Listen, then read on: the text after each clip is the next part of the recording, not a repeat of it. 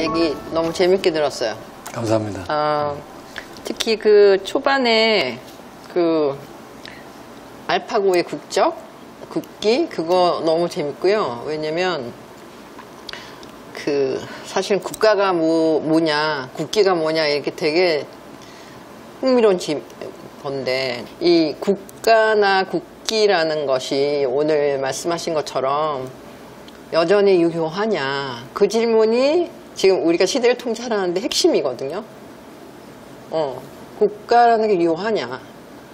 그래서 이제 대강 석학들은 답을 이젠 도시다. 도시가 사실은 생산의 단위였고, 그래서 도시에서 시민들이 뭔가를 생산하는 건데, 국가는 계속 그 자국의 이익을 생각하면서 결국엔 전쟁이라는 무기까지를 가지고 가는 것이기 때문에, 이제 이 글로벌 자본주의 시대의 해법은 글로벌 시민사회를 어떻게 형성하는 거냐. 이제 결국 그렇게 돼 있는 거거든요. 그러니까 지금 우리가 그걸 상상하기에는 너무, 이제 국가에 갇혀 있거나 너무 힘든 상태에 있는 거예요. 그러니까 실제로 지금은 시민들의 수준이 한결 높고 이미 여행도 많이 했고 책도 많이 보고 글로벌 정보도 다 갖고 있고 그렇기 때문에 시민들을 밀어주면 국가가 잘 갈 수가 있는 거죠. 근데 지금은 그 가버넌스라는 발상 전환을 못하고 있는 거고, 두 번째는 EU가 그 나름대로 유럽이 하는 것은 국가 간 연합이라는 개념을 갖게 된 거잖아요. 그래서 저는 동아시아 연대라는 개념을 빨리 만들어야 되고, 그거의 핵심이 청년들이어야 된다. 청년들이 동아시아로 교류를 하면서, 왜냐하면 동아시아는 비슷하게 경제 발전을 했고 국가 주도적으로 경제 발전을 했고, 그래서 지금 그 부작용이 굉장히 성공했지만 부작용이 적나라하게 나타나고 있는 상태라서 이제 어떤 식으로든 그 국가들의 연대를 청년 시민들이 그걸 해낼 수 있어야 되고, 어떤 경험들을 해낼 수 있는 것이 굉장히 이제 중요하다. 네. 예, 그래서 그때 얘기한 것처럼 알파고가 경험을 축적하는지는 모르겠지만 실제로 경험 그리고 그 뭔가 알파고가 하지 않는 여러 가지 이제 놀거나 상상하거나 뭐 이 여러 가지들을 할 수 있는 그 영역에서 저는 동아시아 네트워크를 생각을 하는 거죠. 네. 그리고 그래야 뭐 인공지능하고도 공존할 수 있는 방법도 생기는 거고요. 왜냐하면 지금 시대적으로 본다면 돈과 권력을 가지신 분들이 이미 이것에 대해서 인지가 됐기 때문에 이거는 굉장히 빠른 속도로 밀어붙일 거예요. 그래서 얼마 전에도 우리나라도 이제 AI 센터라는 걸 만들기로 했고 지금 국가 간의 경쟁이 이제 심해지는 거죠. 그다음에 다들 야, 저렇게 두면 안 되겠다 생각이 들어서 집중적으로 개발할 거고 그러면 산업에 도입을 할 겁니다. 그러니까 시간이 이렇게 많이 남지는 않았다고 보여요. 그러니까 저희 기술 쪽에서 보는 미래학자들 같은 경우는 20-30년 정도가 남았다고 보는 거죠. 그러니까 상당 부분의 지식을 근거로 하고 경험을 근거로 한 직업을 인공지능이 가져갈 거라고 하는 거는 그런 부분이고, 금방 말씀하신 대로 하지만 상상을 하는 일, 새로운 걸 만들어내는 일을 할 수는 없어요. 이거는 축적된 경험을 활용하는 것만 하고 있는 거지, 사실은 새로운 경험을 만들어내거나 새로운 상상을 하는 거는 기계는 사실은 아직 그걸 할 수 있는 게 없습니다. 그러니까 그런 걸 할 수 있는 여유와 공간을 만들어주는 거고, 저는 국가의 바람이 있다라고 한다면 사회가 성숙될 수 있게끔 특히 청년들 중심으로 그런 공간과 시간을 가질 수 있는 여유지대를 만들어주는 거. 그게 한번 얘기했지만 청년 배당 문제도 사실 그런 문제 있을 것이고, 아니면 공공공간의 문제라고 하는 부분들이 사실은 정부가 적극적으로 나서야 될 거라고 보이는 거고. 무인 가게를 만든다던가 이런 식으로 하면서 그 인공지능에 투자를 해서 10년 안에 10대 기업에 집어넣고 10년 안에 20% 인건비를 줄인다. 뭐 이런 식의 통계가 나오는 것 같아요. 10년이지 더 짧은. 그런 거를 국가에서 자랑스럽게 내놓을 때 청년들이 우리 직업은 그러면 어디 갔는데, 그러면 20%의 이유는 우리한테 오는 거냐? 그게 이제 시민 배당이라는 거죠. 네. 그래서 그렇게 확실하게 요구할 수 있어야지 시민 배당이 오는 것이고, 그때 시민 배당은 나는 알파고나 인공지능 로봇과 공존한다고 생각 안 해요. 얼마 전 전 세계인들의 시선이 스위스로 쏠렸다. 기본소득 지급에 대한 국민투표 때문이다. 성인 1인당 월 300만 원의 기본소득 지급. 부결됐지만 기본소득에 대한 논의를 전 세계로 확산시켰다. 기본소득, 시민 배당은 재산의 유무, 근로 여부에 상관없이 모든 국민에게 생활의 일정 수준을 보장하는 돈을 무조건적으로 똑같이 지급하는 것을 말한다. 과학기술의 발달로 기계가 인간을 대체하면서 일자리는 점점 줄어들고 있고 소득과 부의 양극화, 불평등이 심화되고 있다. 이런 현실에 대한 대안으로 등장한 기본소득은 현재 시장 경제 체제의 불평등한 소득 격차를 해소할 새로운 방책으로 주목받고 있다. 조한혜정 교수는 기본소득 개념에 근거한 청년 시민 국민 배당 제도를 우리나라에서도 시행해야 한다고 주장하고 있다. 단지 가난한 국민을 위해서가 아니라 사회적 방향을 전환시키기 위한 목적으로 우리의 미래인 청년들을 위해 최소한의 자원과 보호장치를 마련해주자는 것이 그녀의 주장이다. 그건 고대 그리스처럼 시민이 부리는 것이지 그걸 공존하는 게 아니거든요. 우리가 부릴 수 있는 존재로 돼야 되는 거예요.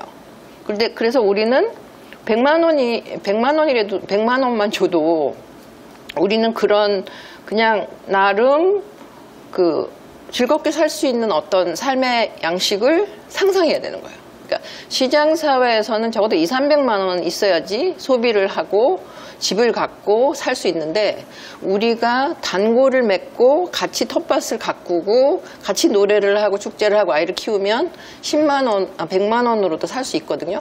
그런 삶을 사는 경험 그리고 그게 얼마나 즐거운지를 모르면 아무리 기본소득을 받아도 변화는 안 일어나는 거거든요. 그래서 결국 그 변화를 할 수 있는 경험을 이제부터 우리 아이들은 어릴 때부터 해야 되는 거예요. 그 경험을 어떻게 할 거냐. 실제로 뭐 무인 가게 뭐 이런 데 가서 우리가 편리하게 기계에 맞춰서 삶을 사는 게 아니고 나는 그냥 뭐 전철에서도 전철표 파는 분이 표를 사고 가는 게 더 좋거든요. 그럼 속도를 그러니까 공항에 가서도 지금 거의 사람이 없어지잖아요. 그런데 공항에도 난 사람이 있는 게 좋겠다는 거죠. 그러면 속도를 조절을 하는 게 국가가 하는 것인데 그것을 국민들한테 동의를 받은 적도 없이 의논을 한 적도 없이 그냥 AI로 간다. 이런 식의 것은 막을 수 있어야 된다는 거죠.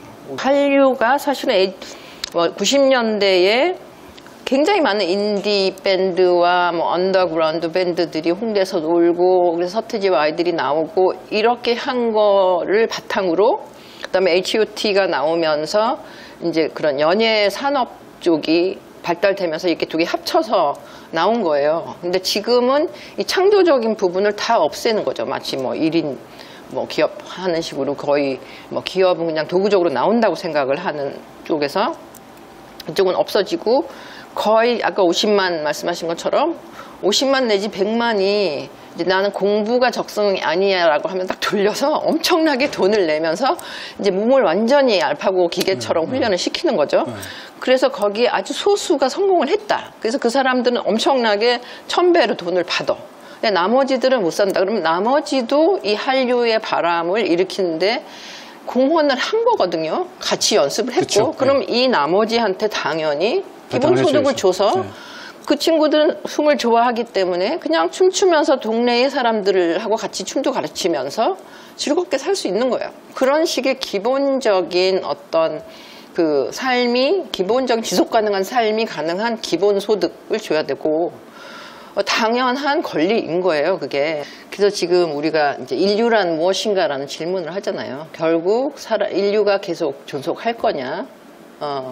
뭐 유발 하라리 같은 분도 와서 요새 뭐 좋은 얘기들 많이 하시고 정말 인류가 거의 뭐 긴 역사로 보면 아주 짧은 시기에 만물의 영장처럼 살았는데 인류가 뭐냐? 인류가 가진 인간이 가진 가장 독특한 게 뭐냐라고 이제 질문을 하게 되고 그때 나는 우리가 가진 게 편애의 기억 이런 거라고 생각해요. 내가 엄마 자궁에서 나서 3년 동안 내지는 10살까지 누구의 굉장한 사랑을 받고 굉장한 돌봄을 받으면서 크거든요. 그래서 그 편애의 기억이 어떤 할머니가 너는 뭐 별명을 부를 때 잠겨진 문의 자물쇠 그렇게 자기를 불러줬대요. 그게 자기한테는 평생 자기가 어려운 일이 있거나 뭐 할 때 나는 닫힌 문을 열 수 있는 열쇠다라고 생각하면서 자기를 이제 이렇게 고양시키는 거잖아요. 근데 이제 물론 뭐 알파고도 그렇게 무슨 뭐가 프로그래밍이 될지 모르지만 우리가 가진 그런 어릴 때 우리를 굉장히 사랑해주던 할머니의 기도하는 모습이라든가 그 할머니가 부르던 찬송가라든가 뭔가 그 자기가 받았던 신뢰 공동체의 그 느낌이라든가 이게 이제 우리를 살게 하는 거거든요. 어떤 상황에서도.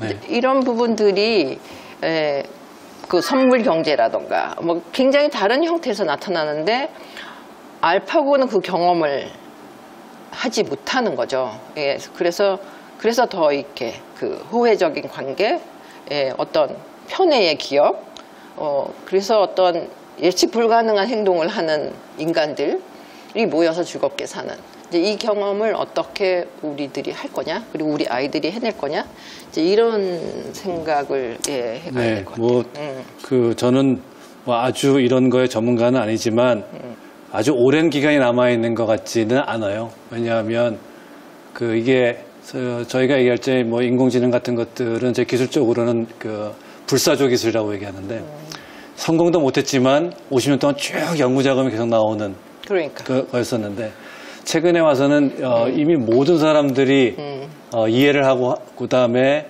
월드 이코노미 포럼 같은 데서 거두된다는 얘기는 굉장히 빠른 속도로 움직일 가능성이 있는 거죠. 그러니까 시간으로 본다면 20-30년 정도 길어야 또 보이는 거고 그 기간 동안에 말씀하신 대로 우리가 어떻게 공동체라고 하는 사회를 만들어갈 건가 대안으로 라고 하는 거가 우리한테 담겨진 제일 큰 숙제인 것 같고요. 하여간 저는 옆에서 선생님이 계속 만들어 가시는 공동체가 어떻게 될 건지를 열심히 배우고 쫓아가도록 하겠습니다. 그리고요, 우리가 같이 좀 계속 이제 둘이서 얘기하는 걸 들으셨는데 질문 같이 하면서 얘기했으면 좋겠거든요. 사실 제가 드리고 싶은 질문은 조금 제 삶에 대한 질문을 좀 드리고 싶은데요. 제가 이제 정철 박사님도 말씀하셨지만 저도 이공대를 나와서 IT 엔지니어를 15년 하다가 지금은 완전히 지속 가능한 삶이 직장인으로서는 하기가 어려울 것 같다라는 생각을 해서 지금은 이제 전업 작가로 글쟁이에 도전을 하고 있는 삶을 지금 6년째 살아오고 있습니다. 무명 작가로서 이 글을 써서 먹고 사는 생계를 유지하는 건 상당히 어렵잖아요.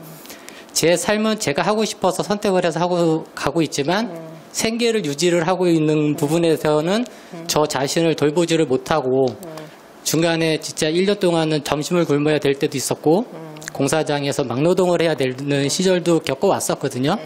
근데 지금도 포기를 못하고 그 길을 가고 있습니다. 근데 밥벌이를 못한다라는 부분에 대해서는 상당히 고무적인 생각을 가지고 있고 그렇지만 남을 위한 삶을 사는 것 자체가 사회적으로는 가치가 있고 지금 제가 인문학을 공부를 하면서 인간의 본질, 본성 이런 것들을 사람들이 이제 쌓아야 된다라는 생각으로 지금 계속 추진을 하고 있는데 이 삶이 계속 지속적으로 저는 이제 포기하지 않고 계속 배가 고프더라도 가겠지만 다른 분들이 봤을 땐 되게 안타까워 하시거든요. 그렇다라고 하면 다른 분들이 봤을 때 저 같은 삶을 과연 추천을 해줘야 될지. 저는요, 그러니까 어떤 면에서는 이제 글쟁이로 전화를 하셨다니까 대단하신 건데 저는 그거 권하지 않아요. 왜냐면 제가 근대를 얘기했는데 이 세대는 근대적 자아가 굉장히 세서 결국엔 자기의 꿈이 있다고 생각하고 그 꿈을 실현하면 기쁘다고 생각을 한대요. 나는 인간은 굉장히 관계적인 자아라고 생각해요. 그 꿈이 언젠가 여기에 실려갖고 내가 소설가가 되겠다던가 인문학에 공부하면 너무 좋다던가 해서 대부분 그 세대가 40대 중반쯤에 제 학생들도 많이 와서 다시 대학원에 가겠습니다. 내가 봤더니 내가 공부를 굉장히 좋아하는 사람이 입디다라고 얘기를 다 해요. 근데 최근에 공부 중독이라는 책도 나왔지만 그게 이제 그 시대에 심어진 어떤 자기가 꿈이라고 이렇게 믿기로 한 어떤 것인데, 그것이 마침 정말 이 체제에서 지속 가능하게 돈도 잘 벌리더라 하면 모르지만 생계가 어렵다. 그리고 계속 어려울 거다. 그러면 저는 생계를 먼저 하라고 얘기하고 싶어요. 생계를 먼저 제가 말씀드린 이런 형태로 사회를 구성하는 존재로서 나를 만들어가면 저는 글도 정말 좋은 글이 나올 뿐만 아니라 좋은 글이 안 나오더라도 행복하게 살 수 있다고 생각하는 거거든요. 근데 나는 작가야라는 어떤 직업주의를, 난 그건 굉장히 좀 요새 생각은 어리석은 것이라고 생각하거든요. 여러 가지 잡이 있으면 되고 우리는 그 경계를 그냥 넘나들면 되는데, 그 인문학 공부가 재미있지만 인간은 그냥 같이 이렇게 살면서 그거 자체가 사람 공부고 인문학 공부일 수 있는 그룹, 그 관계망, 그게 더 먼저라고 생각해요. 뭐 하는데 방법이 있는 거 아니에요. 그냥 하면 돼요. 거든요. 그러니까 실제로는 그거를 뭐 어디 가서 다시 그 생애 전환하는 법을 배우는 학원에 가서 생애 전환법을 배울 게 아니고, 오늘부터라도 주변에 찾아보면 생각보다 이미 그런 생각을 하고 뛰쳐나오신 분들이 꽤 많이 있어요. 그러니까 그런 사람들과 그냥 교류를 시작하고 언제 나와서 보면 되고요. 뭐 그거를 방법 찾아가지고 방법 1, 지금부터 모든 걸 끊는다, 소셜 네트워크를 끊는다, 이런 거는 아닌 것 같고, 그냥 접근해 보면 되는 거고. 어떤 장에 나를 집어넣어서 내가 이게 나한테 맞구나, 뭐 이렇게 하면 될 것 같고, 저는 아까 이제 남을 위한 삶을 살라 했는데 사실 같은 얘기일 거지만 저는 그 표현을 싫어하죠. 나 자신을 위해서 나를 돌보고, 이건 나를 위해서 하는 거야.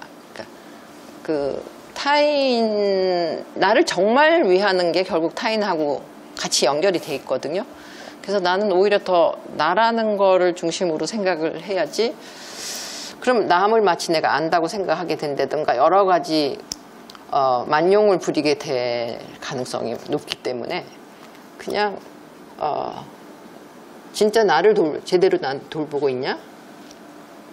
그런 맥락에서 이제 연대를 만들면 좋겠다라고 생각해. 만나뵈서 반갑고 좋은 말씀 감사하고요.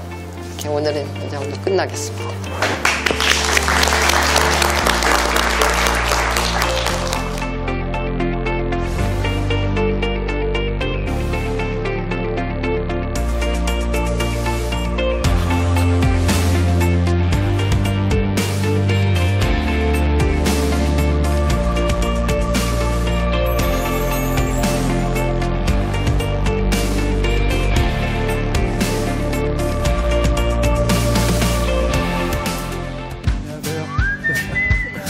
허브를 하니까. 그러니까 사실은 자주 뵈야 돼요. 뭐 관광만 하는 거예요.